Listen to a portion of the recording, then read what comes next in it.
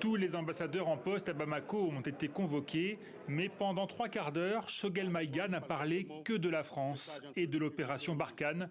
Et une fois de plus, les termes sont virulents. Cette intervention, après avoir aidé en un premier temps à repousser les groupes terroristes, après 7 ans d'allégresse, l'intervention s'est mise en un deuxième temps en une opération de partition de fait du Mali.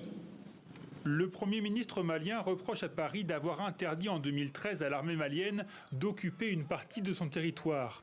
Pire, il accuse les autorités françaises de vouloir aujourd'hui asphyxier l'économie du pays via la CEDEAO et de vouloir décider à la place des Maliens avec qui ils peuvent s'allier ou non.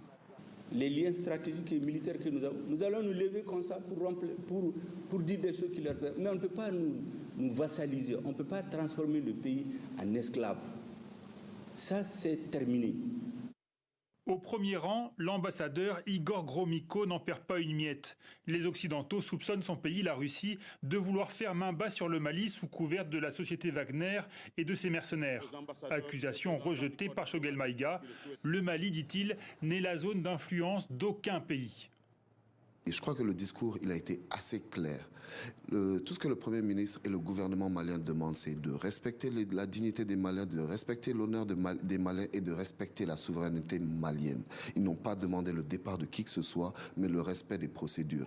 Ambassadeur renvoyé à Paris, critique quasi quotidienne, le divorce semble pourtant consommé avec la France. Nous avons déjà eu trop de bras de fer diplomatiques avec nos partenaires et c'est de mettre de l'huile sur le feu.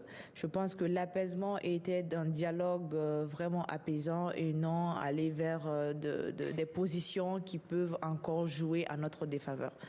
Bamako n'a pas officiellement demandé le retrait des troupes françaises, mais Paris a indiqué qu'elle allait revoir l'évolution de sa présence au Mali d'ici la mi-février.